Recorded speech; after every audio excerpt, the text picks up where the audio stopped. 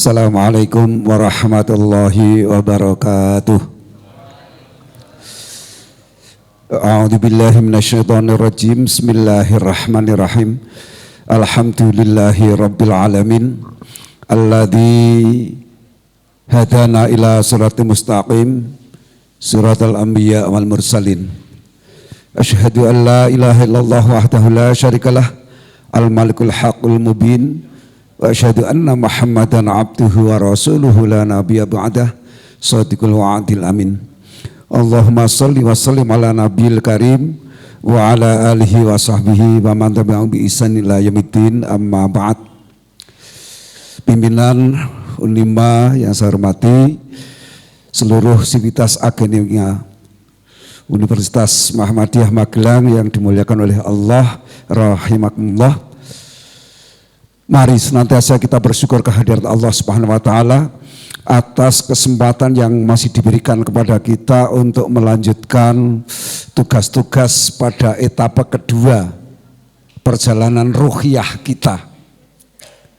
Sekali lagi, pada etapa kedua perjalanan ruhiyah kita dan etapa pertama perjalanan jasadiah kita. Sebelumnya Ustadz sampaikan, perhatikan di dalam menyusun khitobah, karena panjenengan semua nanti akan menjadi agen di komunitas, di masyarakat masing-masing. Kalau menyusun khitobah itu pertama athna alaihi, memuji Allah dulu. Itu patokannya seperti itu. Sudah di ijma' ulama. Meskipun di kenyataannya sering terbalik. Banyak yang sholawat dulu baru memuji Allah, itu kebalik. Jadi kaidah khitobah maupun doa itu pertama athna alaihi, memuji Allah dulu. Kemudian baru sholla alaihi, bersolawat atas Nabi. Nah, bersyukur termasuk athna alaihi. Dan saya mohon kalau sudah dibaca Arabnya ya nggak usah diterjemahkan. Biasanya wis bismillah, alhamdulillah dan sebagainya. Kemudian sudah Allahumma sholli ala Muhammad, nanti masih sholawat soho salam itu. Kedawan itu. Karena yang penting khitobah itu pesan yang tidak disampaikan itu tersampaikan secara efektif dan bisa dipahami. Itu. Ya, ini sering kita berpanjang-panjang, apalagi nek manut kaidahnya Permadani. Wis nanti kulo tiang gunung, tiang cubluk, tiang bodoh, kesuwen kae. Nyun pangapunten makin pematur kulo kirang pas, lepat, kirang tototen sapyo jalaran kulo tiang gunung baleni meneh. Wis yo akhirnya kayak sholawat soho salam. Itu kesuwen itu namanya. Jadi sebenarnya kaidah Jawa pun ya tidak seperti itu. Ya, karena itu monggo athna alaihi kemudian sholla alaihi, memuji dan sholawat atas Rasul. Demikian juga kaidah doa. Kaidah doa itu sama, dimulai dari alhamdulillahirabbil alamin. Kok malu dari a'udzu boleh, bismillah boleh, alhamdulillahirabbil alamin. Kemudian ada hadis Rasul yang menyampaikan bahwa jika kalimat ini dibaca maka Allah menjadi, kalau menurut kita tidak enak kalau tidak mengijabahi, yaitu hamdan yuwafi ni'amahu wa yukafi mazidahu.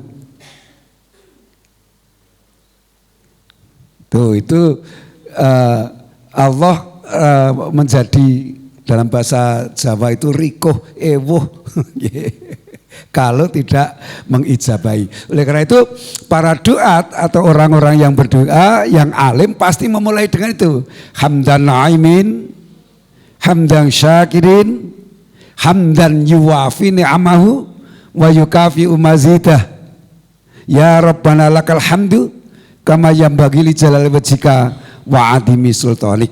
Baru Allahumma sholli ala Muhammad wa ala alihi wa sahbihi ajmain. Itu kaidah doa maupun khitobah atau pidato atau berbicara atau sebagai narasi, narator dan sebagainya.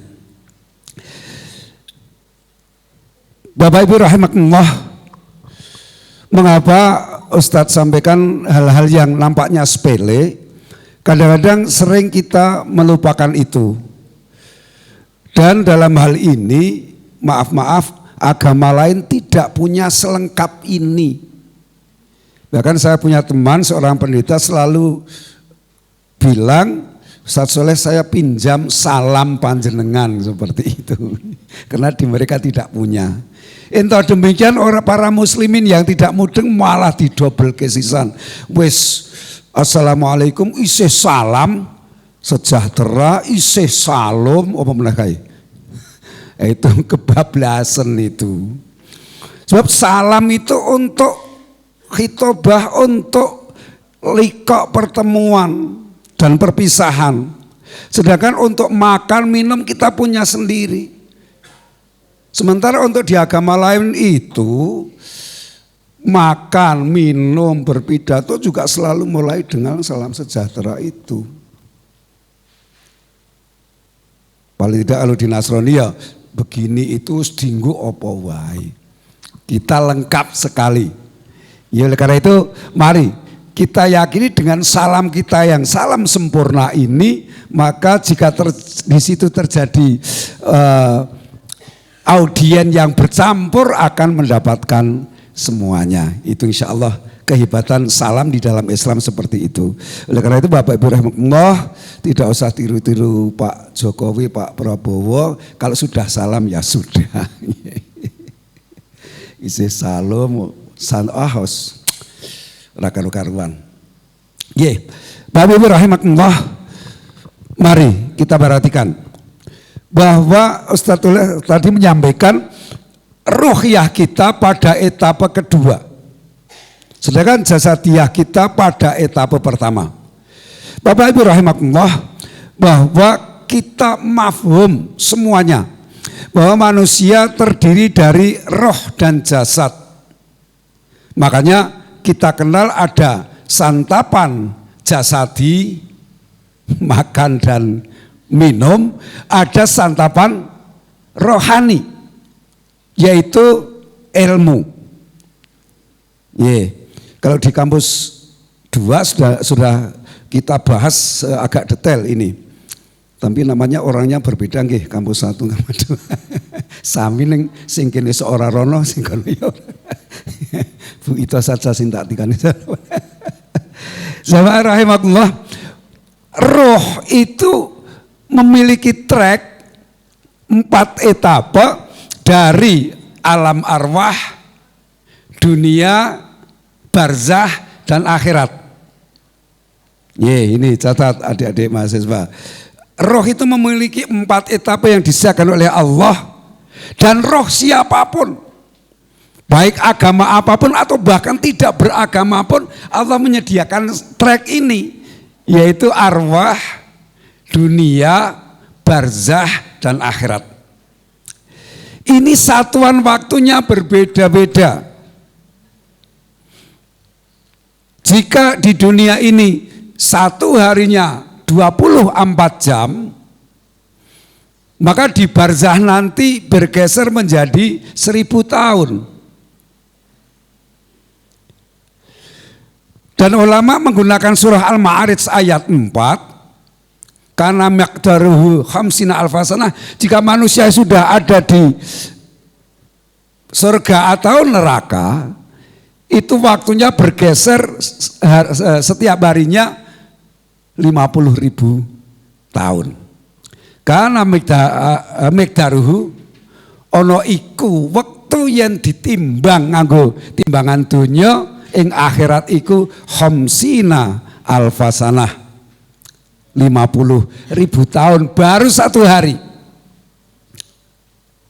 Akan tetapi jamaah rahimakumullah yang harus kita perhatikan adalah susah senangnya, bahagia celakanya di dua etapa berikutnya, barzah dan akhirat, itu ditentukan pada etapa kedua ini, di mana waktunya sangat singkat. Seharinya hanya 24 jam. Itu kan singkat sekali. Kemudian rentang waktunya usia umat Muhammad disampaikan oleh Rasulullah ala sittina au sab'ina, antara 60 dan 70. Nggih, pada mati niku nek wis tekan kono kuwi. Nggih. Makanya kalau dosen berapa Pak pensiunnya? 65. 60 apa 65? 65 nggih. Jika dosen 65 maka tinggal 5 tahun. Iku nek bejo. Banyak yang lebih awal mendalui, termasuk Ustadz siapa nih Ustadz yang Pak Ustadz Sulis, kemudian yang terakhir Imam Mawardi itu belum pensiun itu. Bu Itoh, Pak Dede, awet kabeh muga-muga. Itu jamaah rahimakumullah. Jadi oleh karena itu bagaimana dengan satuan harinya di alam barzah 1000 tahun dan satuan harinya di akhirat 50.000 tahun, itu akan ditentukan oleh yang satuan harinya 24 jam. Yang di dalam 24 jam ini setiap menitnya kita bernafas 18 kali. Dan detak jantung kita berdetak sekitar 80 kali. Normal, ora doyak kirek. Utawa ditagih angsuran. Itu jamaah rahimakumullah. Oleh karena itu kita harus hati-hati di dalam etapa kedua ini. Banyak orang yang berhasil tetapi juga banyak yang gagal. Oleh karena itu mari kita perhatikan. Sedangkan jasad kita pada etapa pertama di dunia ini, karena ruhiyah kita kemarin belum ada di dalam jasad kita. Dan jasad kita akan menjadi sangkar bagi roh kita sampai mengantarkan kita kepada kematian kita.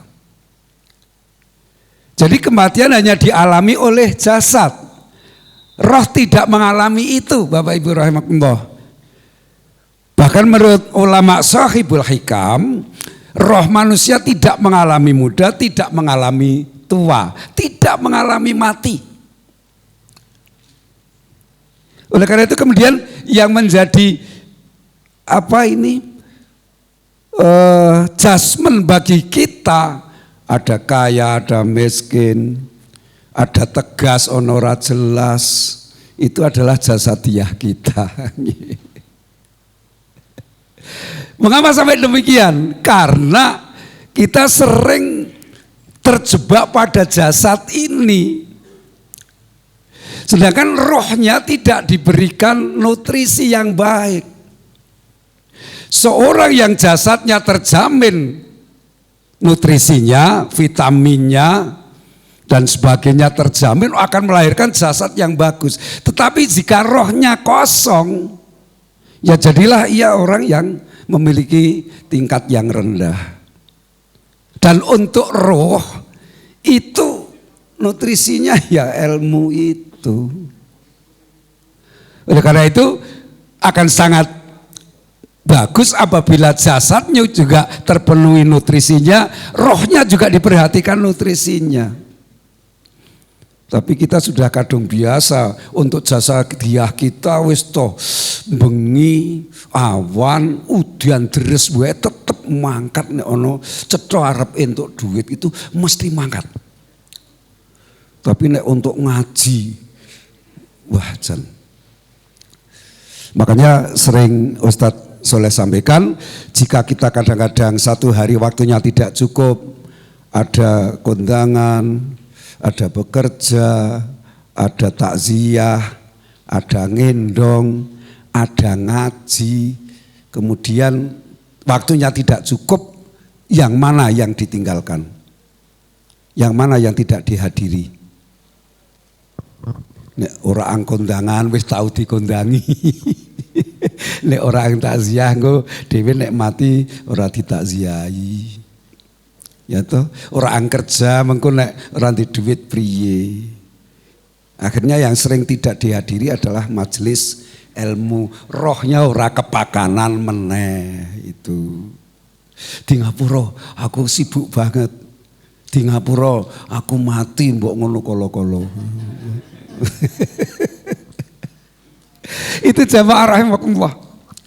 Dan betapapun maaf, pendidikan seorang akademisi yang sampai ke tingkat profesor pun kemudian tidak dibiasi dengan nilai-nilai ilahiyah, ya menjadi ilmunya menjadi tidak bermakna, dan parahnya kadang-kadang menjadi ilmuwan sekuler.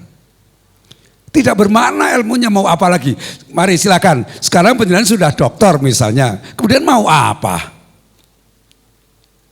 Tetapi kalau kemudian dibiasi dengan ilahiyah, semakin ilmu itu mengasyikkan dan akan tumbuh subur. Makanya betapa penjenengan di sini hanya sebagai sebagai tenaga kependidikan, mohon untuk tidak berhenti menuntut ilmu itu. Tidak harus di meja kuliah juga enggak, tapi bergaul dengan orang, kalau kita S1 ya bergaul dengan S2, ya ketularan lah. Dan praktis yang S2 orang yang ilmune kelong. Itu. Ibu-ibu punya Fatihah, sudah diajarkan kepada putrane panjenengan, enggak habis Fatihahnya. Belum pernah ada keluhan, ngono aku gelek waradolin sing ghairil tak wehke putune maeso, enggak ada. Itulah kehebatan ilmu, mau dibagi kepada siapapun ia tetap butuh, bahkan akan senantiasa bertambah. Karena di dalam berinteraksi dengan mat'u, dengan audien itu ada ilmu input juga yang kita peroleh. Iki mahasiswaku kok ono sing cetha banget. Pundake mesti nang dhuwur ya toh. Ujebulane pancen duwe apa kae Robicon. Saya juga punya tapi Drei. Oh, jebulane jan anake wong sugih. Itu juga sebagai masukan. Oh, ternyata manusia itu solah bawane sangat dibentuk oleh asetnya. Tuh, iko ungah-unguh celilal-celili. Kadang-kadang kok serandale wae selen. Oh jebulane pancen pit motor iki marep ngetan ning mlakune ngalor. Alias semi. Itu ilmu semua itu. Wong kita itu sering didahului asumsi. Ustaz Soleh ini yuk so angel, ketika ada orang datang wis ora cetha kemudian go stop mak, kok pikiran iki mesti luru bantuan ngono kuwi, kok ana pikiran elek kok ngono kuwi. Jebulene malah arek ngundang nganten lan jajal, astagfirullahaladzim. Itu jamaah rahimakumullah. Oleh karena itu mari kita untuk paling tidak seimbanglah antara roh kita nutrisinya dan jasadiah kita. Itu baru akan nyaman, rohnya juga terpenuhi nutrisinya, vitaminnya. Kemudian jasadiahnya juga seperti itu Bapak Ibu rahimakumullah. Itu yang menjadi penting. Oleh karena itu jamaah rahimakumullah, saya berharap dan mohon dengan kerendahan hati saya serendah-rendahnya bahwa seluruh sivitas akademik di UMM atau Unima ini saya mohon adalah sebagai pejuang. Saya berharap dengan hormat. Dan pejuang di sini sudah menjadi model sekarang. Nek zaman era tahun 50-an ke sana, orang yang berjuang itu orang yang lillahi ta'ala. Sekarang ini tidak, jamaah rahimakumullah. Kemudian Said Sabiq menyampaikan bahwa berjuang di dalam lembaga adalah lembaga perjuangan itu mampu menghidupi pejuangnya. Jadi pejuangnya berjuang di lembaga itu, sekaligus lembaga itu dengan manajemen tertentu mampu menghidupi pejuangnya. Kon lillahi ta'ala kabeh ya baligas. Kalau bahasanya Ustadz Umam itu AMM Jogja itu untuk menjaga keikhlasan. Itu. Kalau pendidikan di lembaga mulia ini berjuang sekaligus adalah sebagai pejuang, sebagai pegawai, sebagai dosen, sebagai guru, oleh kabeh itu. Karena khairum mayyamshi 'alal ardi al muallim. Saapi menungso nang bumi itu ya guru itu. Kan kesana kemari menebar ilmu. Bisa dipahami Bapak Ibu? Monggo lah, monggo. Kalau Ustadz Soleh misalnya, karena saya hanya S1 ya suka bergaul dengan yang doktor, suka bergaul dengan yang profesor itu njur milih mereka. Tuh, ini yang ngaji dengan Ustadz Soleh ada yang dokter itu jane kuwale itu nih wis kepepet saanane wis ngono kuwi. Itu jamaah rahimakumullah. Saya mohon seperti itu agar di lembaga ini menjadi lembaga yang penuh berkah. Itu antara satu dengan yang lain berinteraksi dengan keilmuan. Wah, hebat tenan itu. Tidak hanya kepada mahasiswa saja. Jamaah rahimakumullah, mengapa demikian? Bersani surah As-Saff. Allah itu sampai iming-iming, sampai memberikan tawaran-tawaran. Dalam bahasa Jawa, nisbate Allah itu punya kekuasaan mutlak yang mampu menghidupkan, mematikan, mengkayakan, memiskinkan, mewaraskan, menggendengkan seorang manusia. Itu demikian Allah ngari-hari ketika berharap para mukminin, mukminat, muslimin, muslimat itu menjadi pejuangnya. Maka jika penjenengan semua di lembaga ini adalah bekerja, berbayar, sekaligus sebagai pejuang akan sangat hebat Bapak Ibu rahimakumullah. Dawuhnya a'udzubillahi minasyaitonirrajim, ya ayyuhalladzina amanu hal adullukum ala tijaratin tunjikum min adzabin alim. Wahai orang-orang yang beriman, apakah engkau mau aku tunjukkan, itu sampai ngari-hari Allah, tidak memaksa. Apakah kamu mau aku tunjukkan adulukum ala tijaratin, ke satu dagangan tunjikum min adzabin alim, yang bisa menyelamatkan dari api neraka. Itu Allah tawa-tawa dagangan. Ustaz Soleh juga ikut menawarkan, monggo ini dituku dagangan ini, dagangan Gusti Allah itu. Tidak cuma oleh sales, tenongan. Ya, sering ada tenongan masuk enggak ini? Tawaran-tawaran ini. Allah juga tawar dagangan. Yaitu apa? Tu'minuna billahi. Pertama, beriman kepada Allah. Ustaz yakin penjenengan adalah mukminin mukminat semua. Muslimin muslimat semua. Insyaallah. Makanya tu'minuna billahi wa bi rasulihi, dan kepada rasulnya.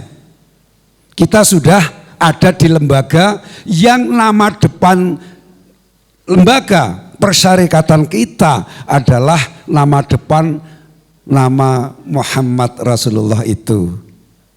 Makanya nanti kalau ada yang tawar-tawar torekot, biasanya bagi bapak ibu yang sudah sepuh sering didatangi. Saat ini jenengan niku wis sepuh, sekarang mituwo istilahnya. Maksudnya kon melu torekot. Ada torekot Qadiriyah yang pucuke sana Syekh Abdul Qadir Jailani, ada Naqsabandiyah, pucuke sana yo Syekh Naqsabandi, ada Satariyah, Syekh Hasan Satari dan sebagainya, Sanusiyah, wah banyak sekali. Muktabaroh ada 44 tarekat di Indonesia. Yang muktabar, apa nek muktabar itu? Tersertifikasi. Makanya Nahdlatul Ulama hanya menerima 44 tarekat itu. Yang terbesar tentu Qadiriyah. Makanya nek arep tahlil mesti ngarepe ngirim karo Syekh Abdul Qadir. Ila hadrati nabiyina dan sebagainya, kemudian ila hadrati masyayikhina khususon sultanul auliya'u asy-syekh Abdul Qadir Hal Jailani, seperti itu. Padahal sing maca ki ya ora ngerti. Mbah Abdul Qadir ki wong ndi ya ora ngerti, wonge kaya ngopo. Tapi dianggap sultanul aulia, tetapi terpampang fotonya ke gambare sapa ki ya wallahu a'lam. Kata orang, ini seorang ulama ngimpi ketemu rupane kok ngono kuwi. Ya wis ngono kuwi lah sakarepmu. Nah, kalau ada orang tawar tarekat, Bapak Ibu, kula sampun nderek tarekat. Jawab seperti itu. Lah, nderek jenengan nderek tarekate sinten? Kula nderek tarekate Kanjeng Nabi Muhammad. Mula kula nderek tarekat mboten Qadiriyah, mboten Naqsabandiyah, tetapi Muhammadiyah. Ngono kuwi jawab. Ndak boleh wong itu nabi. Sing larang sinten? Ngoten niku. Karena apa? Mengapa kita tidak langsung kepada yang super muktabar yang sertifikasinya oleh Jibril, oleh Allah? Kenapa kita ambil, dan sekarang sudah sampai badal-badal itu. Makanya Bapak Ibu, di dunia tarekat itu jika ada orang syakaratil maut, itu yang disebut ya mursyidnya. Di Kalianggrek yang namanya Qadiriyah itu badale Mbah Kiai Abdul Halim itu ya nanti badal ngisore apa kunjurang. Badilul badil. Ngisore itu ya lenuntun ya seperti itu. Sebut Mbah Kalim, sebut Mbah Kalim. Padahal dari Rasulullah, mangka lakina mautakum bila ilaha illallah, kan Rasulullah lenuntun kon la ilaha illallah, tapi kon nyebut gurune. Agar nanti di sana juga diabsen oleh gurunya itu. Nah, ini kelemahan tarekat. Ya kita monggo-monggo saja. Nanti dijawab kula sampun nderek tarekat Muhammadiyah. Sing ibu-ibu ya bisa menjawab kula sampun nderek tarekate Sayyidah Aisyah. Makanya saya tarekatnya Aisyah. Ngono kuwi wae penak le jawab. Cuma Aisyah ini cantik, muda dan cerdas. Ibu-ibu Aisyah malah umumnya tua-tua. Wis ora cedhok kae. Liya ora apa-apa nang kono men nderek. Umpamane Al-Qur'an ngono. Begitu. An-nabiyyu aula bihim. Nabi adalah pemimpin, bapak bagi umatnya, li ummatihi. Wa azwajuhu, dan istri-istri beliau adalah ummahatuhum, ibunya bagi umat Islam. Sayyidah Aisyah itu adalah ibu kita. Makanya kalau kemudian Muhammadiyah putri mengambil nama Aisyah adalah dari asma agung beliau Sayyidah Aisyah binti Abu Bakar itu. Aisyah dulu pernah judeki Kanjeng Nabi ya rasa ditiru. Aisyah pernah membuat Kanjeng Nabi pusing loh itu ketika memimpin istri-istri beliau untuk protes dari mendapatkan ghanimah itu. Yang pinter kok ya. Saking cantiknya itu istri beliau yang asmane Robiah merasa elek dan tua. Kemudian waktu gilirannya Robiah oleh Robiah diikhlaskan untuk Aisyah. Jadi Aisyah mendapatkan 2 malam, Robiah prei. Bapak Ibu jangan mengatakan bahwa Kanjeng Nabi itu libido itu jangan nggih. Jangan samakan dengan Ustadz Soleh, Pak Dede apa maneh itu. Kanjeng Nabi itu ganteng. Siapapun kepingin menjadi istrinya kepada nyong. Beliau tidak tinggi, tidak rendah, tidak keriting, tidak lurus. Ganteng sekali. Siapa mau menjadi istrinya? Istrinya Abu Sufyan saja. Jika aku masih muda, aku pisahkan Abu Sufyan. Itu masih kafir saja sudah seperti itu. Dan salah satu istrinya yang asmane Sofia, dalam bahasa Ibrani, Sofiyah dalam Islam, itu kan putra seorang kepala suku Yahudi.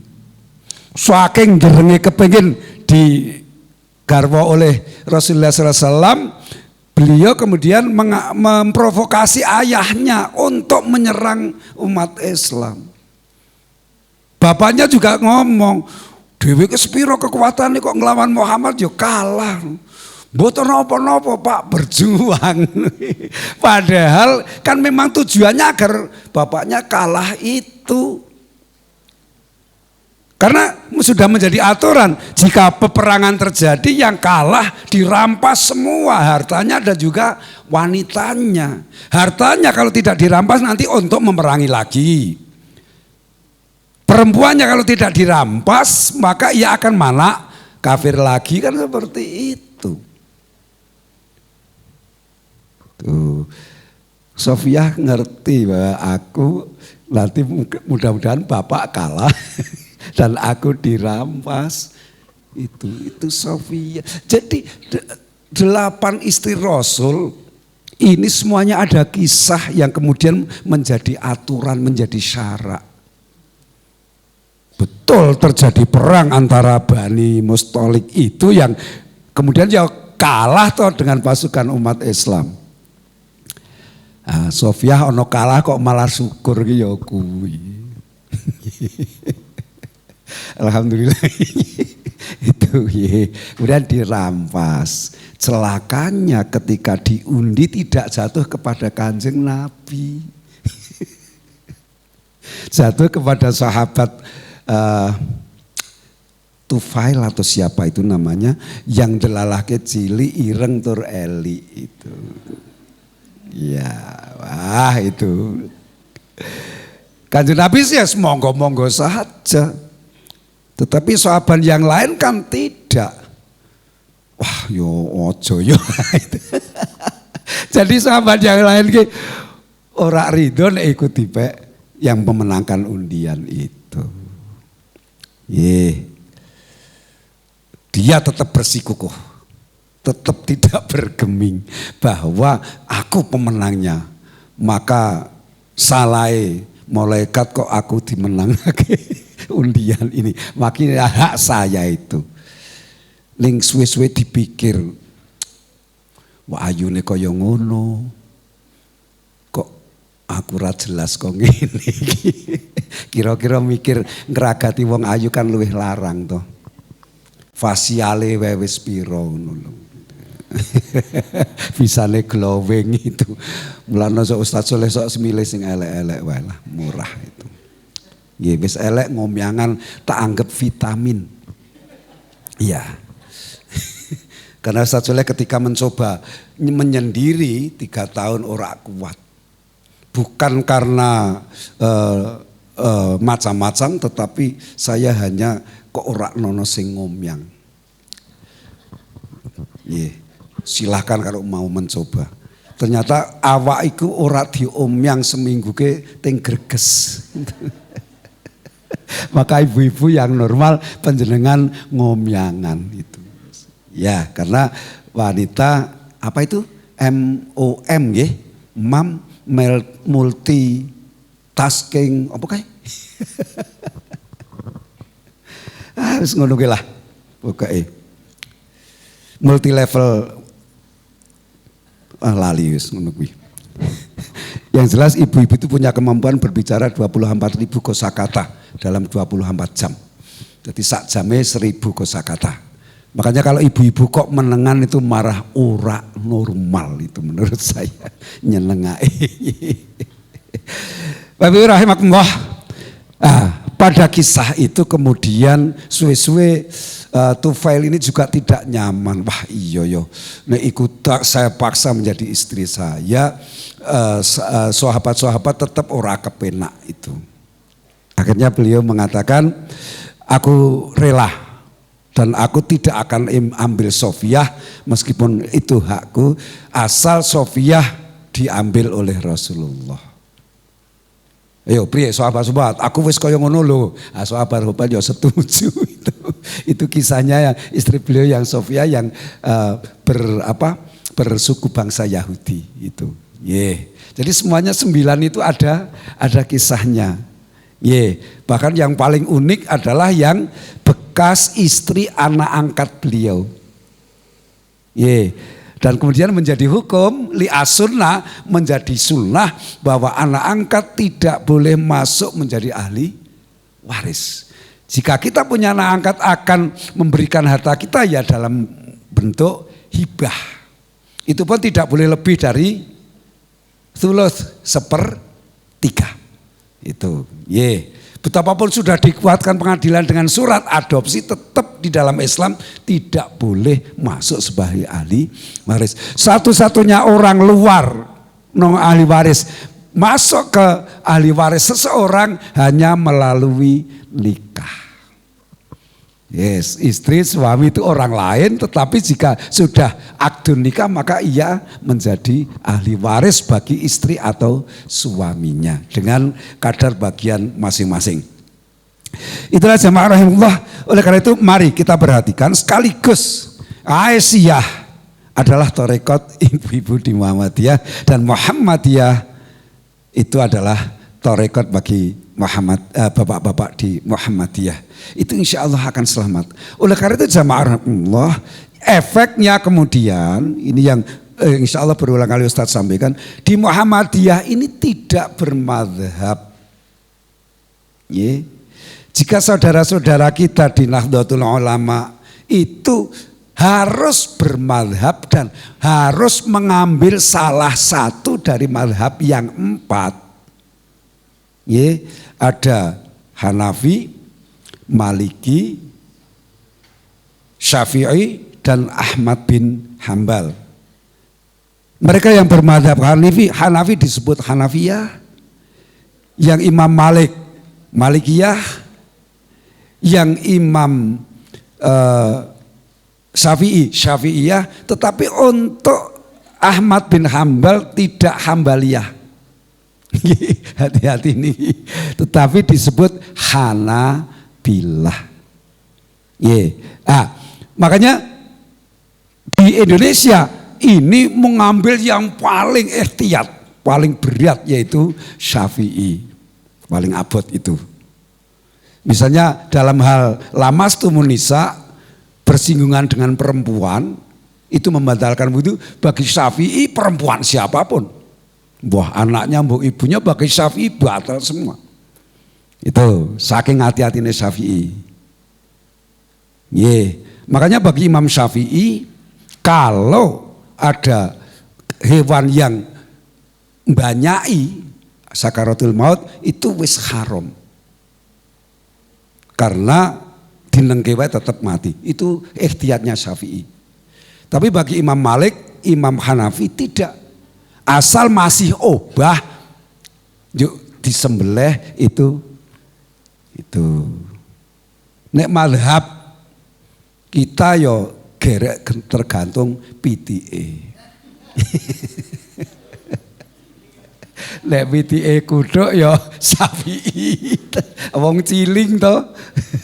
Ayo gua wae ya. Kok gua to, ayo anu kok Syafi'i. Tapi nek sing ketabrak motor ke jago, ayo Malikiyah.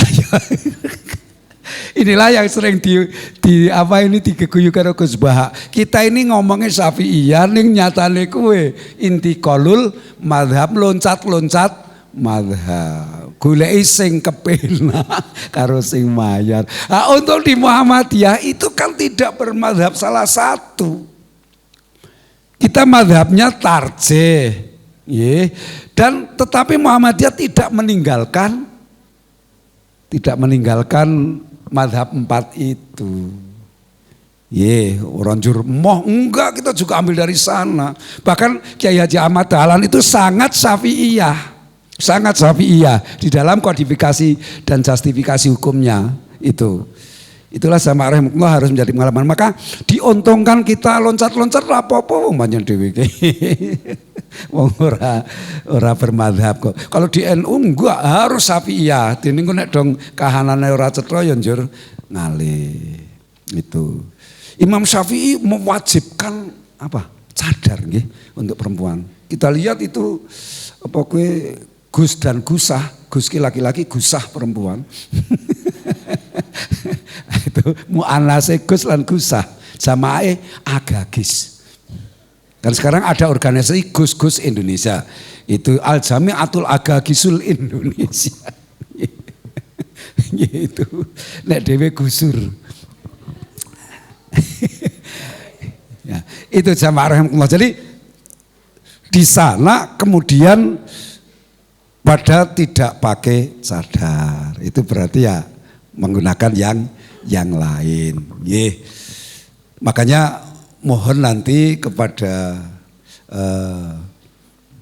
FAI atau apa silahkan diperdalam bagaimana kemudian keluasan kita yang mazhab tidak Muhammadiyah tidak mengalami mazhab itu bisa disampaikan secara detail agar anak-anak kita, anak-anak didik kita itu di dalam menentukan kebijakan misalnya dalam urusan ekonomi itu sangat luas.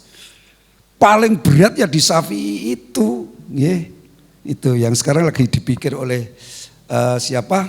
Oleh MUI itu kalau tidak salah. Jamaah rahimakumullah. Oleh karena itu monggo kita coba di dalam etapa kedua ini jangan sampai ada waktu yang tidak tergunakan secara baik. Makanya Gusti Rasul paling dawuh khairukum anfa'uhum linnas. Khairun nas anfa'uhum linnas. Sebaik-baik manusia adalah yang memberi manfaat kepada sesama manusia. Monggo jamaah rahimakumullah. Ada di makom kita masing-masing, hendaklah berjuang memberikan manfaat kepada siapapun. Bahkan Ustadz Soleh berusaha, saya akan memberikan manfaat kepada apapun. Kepada apapun. Maka ketika tadi saya berangkat dari rumah di turunan Gebrukan namanya, sebelah timur Besiran itu ada batu yang tadi untuk ganjel motor macet kira-kira. Kemudian montore wis lunga, batunya masih di situ. Bagi Ustadz Soleh saya anggap rezeki. Kemudian saya menepi dan saya ambil batu dan saya singkirkan. Jamaah rahimakumullah, setiap ban mobil atau motor yang lewat di mana batu itu berbekas, itu akan mengalir pahala amal soleh saya. Wis Pak Soleh, wonge ya soleh. Monggo silakan beneran. Saya tidak memaksa nggih, tapi mari silakan contoh. Bahkan ketika saya jalan di satu desa, ada memean kabar pun tak cukup. Ada pralon jepat pun ya tak benek itu. Coba. Karena dengan amal-amal soleh jenis itu banyak tidak dimiliki oleh orang. Kemudian amantu billahi wa rasulihi wa tujahiduna fi sabilillah, dan kita berjuang fi sabilillah bi amwalikum wa anfusikum. Oleh karena itu Bapak Ibu rahimakumullah, silahkan di lembaga mulia ini penjenengan menyatakan diri, ikrar diri saja. Ya Allah, saya adalah mujahid, saya adalah pejuang. Jika kemudian di dalam perjuangan saya ini saya mendapatkan hasil dari institusi, saya syukuri. Maka 2,5% atau berapa? Teng mriki. Enten zakat Ibu itu untuk gaji dosen dan sebagainya ada. Padahal wis dipotong pajak nggih. Payah meneh kuwi. Monggo itu. Nggih. Pokoknya di rezeki saya ada hak orang-orang fakir miskin itu.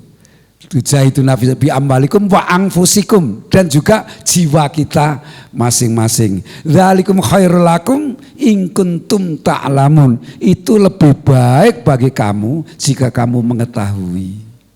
Oleh karena itu jamaah rahimahullah, mari lembaga kita ini dijadikan sebagai lembaga perjuangan. Panjenengan adalah sebagai mujahid, dan lembaga perjuangan ini insya Allah akan memberikan kehidupan. Nek hidup itu menyatunya antara roh dan jasad, sedangkan kehidupan adalah sarana prasarana yang kita menjadi terpenuhi doruriyahnya, terpenuhi hajiyahnya, dan mungkin terpenuhi ihsaniyah kita. Doruriyah kebutuhan pokok, hajiyah kebutuhan dominan seperti kesehatan dan juga ilmu, kemudian istihsan adalah kebutuhan yang bersifat keinginan. Ini kadang-kadang seorang dituruti. Saya kira seperti itu Bapak Ibu rahimahullah. Allah sampai ngari-hari. Maka jika Bapak Ibu rahimahullah sudah ada di lembaga Muhammadiyah ini, panjenengan sudah pada trek yang benar, trek yang luas, trek yang nyaman. Wis ora bermadhab, silahkan bisa pilih-pilih. Kemudian sudah tidak harus kangelan munduk-munduk. Ya toh, kalau di kita kan biasa saja. Ustaz Soleh sudah datang, ngono kae kan biasa. Nek kono yo ora wani, kuwalat gitu.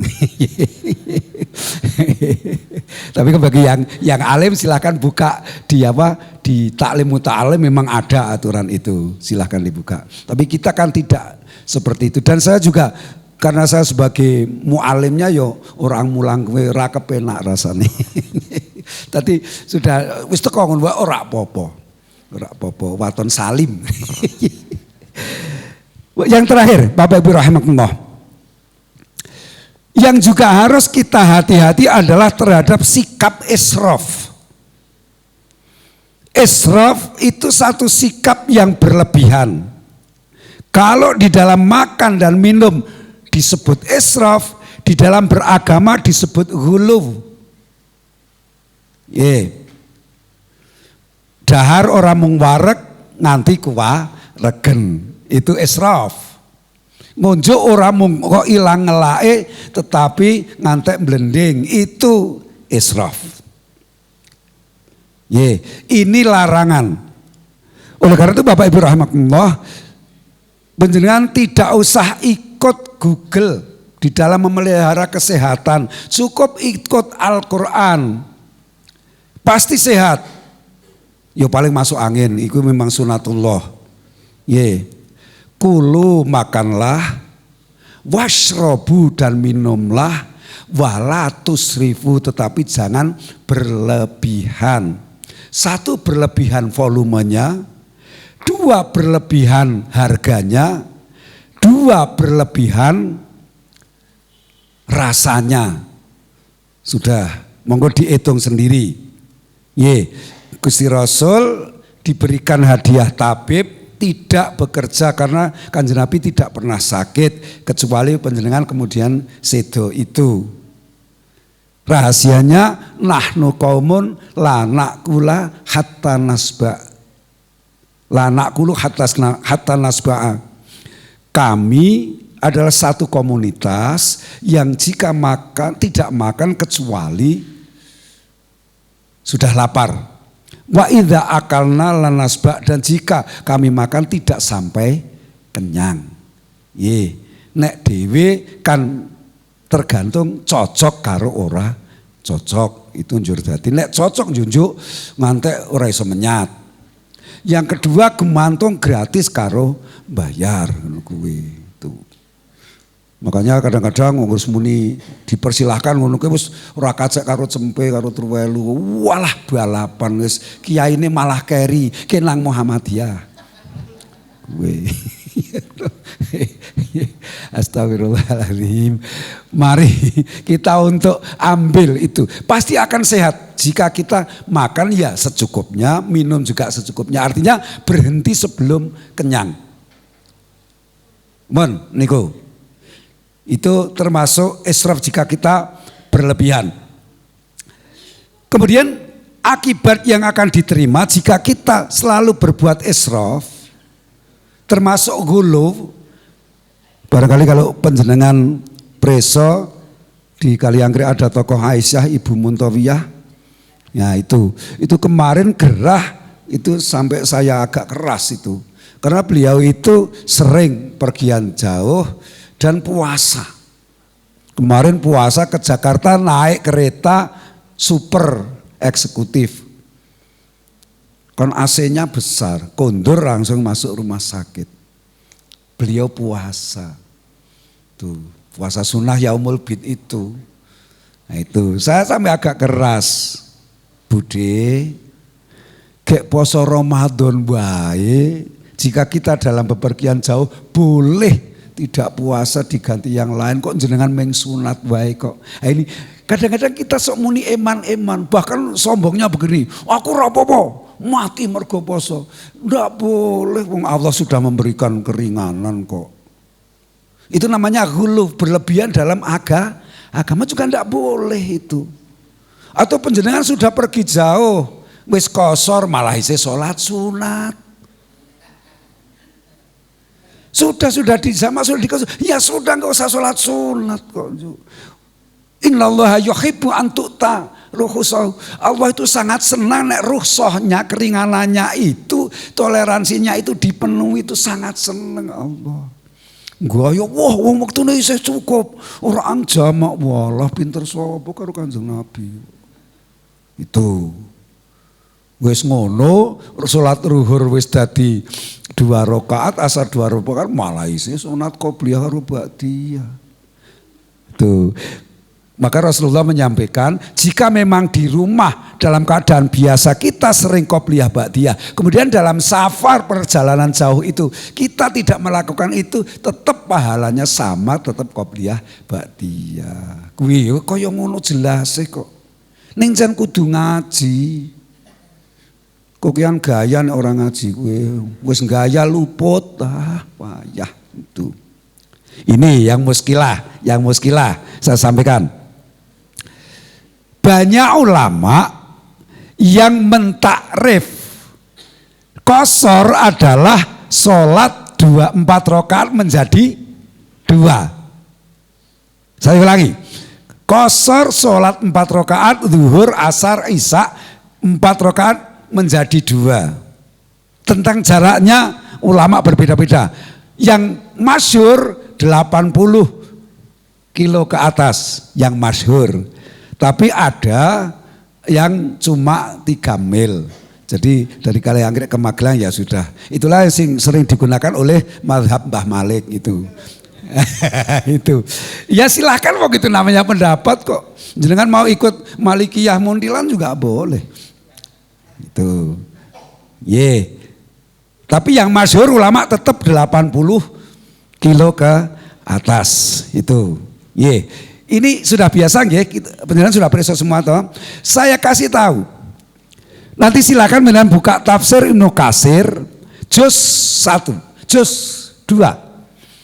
Ketika Ibnu Katsir menafsiri surah Al-A'raf ayat An-Nisa ayat 101. Nanti silakan dibuka. Yaitu maghrib juga menjadi 2. Jadi nek jenengan masih kurang potongan, maghrib dipotong juga. Nanti dibuka di tafsir Ibnu Katsir. Alasan Ibnu Katsir, ayat yang digunakan untuk qashar itu An-Nisa 101 itu untuk perang, sholat khauf, sholat yang terjadi di medan pertempuran, di mana kaifiyahnya 2 rakaat, separuh pasukan ikut rakaat pertama, tidak ikut rakaat kedua, separuh pasukan ikut rakaat kedua sampai salam. Itu sholat khauf. Itu yang dipotong itu 2 rakaat menjadi 1. Tetapi menurut Ibnu Katsir bahwa al aslu fi sholati rakaatani, aslinya sholat itu 2 rakaat. Tsumma zada alal maghrib wal asri wal isya'i wa dhuhri. Kemudian ditambah untuk maghrib, zuhur, asar dan isya. Maghrib tambah 1. Makanya untuk ziyadahnya di sholat maghrib tidak boleh jahar dan tidak usah membaca surat. Tuh, meskipun menurut Hasan setiap rakaat sebaiknya membaca surat. Tetapi menurut tarjih untuk yang ziyadah rakaat ketiga dan keempat zuhur, 3 dan 4 asar, rakaat ketiga maghrib, rakaat ketiga 4 isya tidak jahar dan tidak membaca surat karena itu ziyadah tambahan. Nah, pada qashar itu jamaah rahimakumullah, ketika kita dalam perjalanan jauh itu sholat kembali kepada hukum asal. Kullu sholatin rakaatani, setiap sholat 2 rakaat. Makanya orang yang mengambil ini nanti sholat maghrib juga diqashar menjadi 2 rakaat. Mudeng nggih? Nek panjenengan belum mau pakai itu, nanti kalau ada orang pakai itu wis ora kaget. Nggih, wah kok maghrib bareng diqashar. Ini Ustaz Soleh sudah menyampaikan. Nggih. Panjenengan silahkan mau pakai yang mana? Itu masih di wilayah furu'iyah cabang-cabang. Nek Ustaz Soleh bagaimana? Nek saya ikut Ibnu Katsir saja. Yaitu maghribnya saya juga diqashar menjadi 2 itu. Saya tidak harus panjenengan ikut itu. Tapi keringanan dari Allah monggo kita ambil. Jamaah rahimakumullah, yang paling akhir jika semua itu mengalami ghulub, mengalami israf, satu yang akan muncul adalah penyakit. Kelebihan makan, keenakan makan, bola bali makan, itu akan menjadi sakit tubuhnya. Karena kebutuhan antara input karo output. Kebutuhan tubuh kita tidak akan sama. Makanya bagi yang suka adzan insya Allah sehat, karena adzan termasuk jenengannya di dalam agama Buddha meditasi, mengatur nafas. Tidak boleh adzan kok di pedot tengah, hayya ala sholah, tidak bisa itu. Makanya kita harus berlatih menahan nafas itu. Ojo malah orang adzan lah, karena di situ akan ngetes bahwa saya masih bisa menahan nafas panjang. Yang kedua, lamban berpikir. Orang yang terlalu banyak kolesterol, orang yang terlalu banyak nutrisi yang terkandung dan tidak dibutuhkan oleh tubuh akan menjadikan lamban berpikir. Orang ono wong cerdas kok yang madang, ndak ada.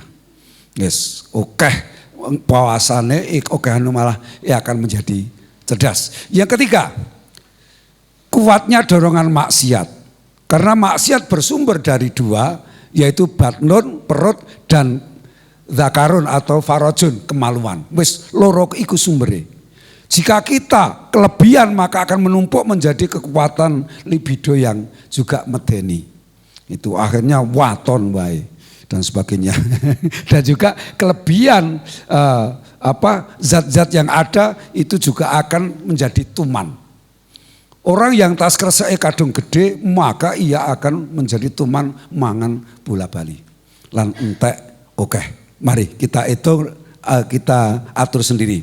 Yang keempat adalah stres. Orang yang gagal mengendalikan israf akan menjadi stres, mumet dan sebagainya. Mari silahkan apabila cekot-cekot itu kurangi makan dan juga kurang minum, dan syukur beneran tidak usah mengkonsumsi makanan-makanan yang instan nggih, ndak usah. Wis toko nandur dhewe wae. Nggih. Kalau sudah seperti itu, acuh pada sesama. Bahkan orang yang stres dia akan memaklumkan kepada orang lain. Contohnya begini, nek ngomong karo aku ngati-hati, aku ki gak stres ngono kuwi. Nggih, stres ning dinikmati. dan diumumkan. Tuh, itu wis parah. Yang F terjatuh pada usaha yang haram. Nggih, kullu jasadin nabata min suhti ay min haramin. Fanaru awlabihi. Setiap jasad itu tumbuh dari makanannya. Maka jasad yang tumbuh dari makanan yang tidak baik, tidak diperlukan, maka ia akan mempunyai efek yang sangat jauh. Jamaah rahimakumullah, saya kira itu saja yang Ustaz sampaikan.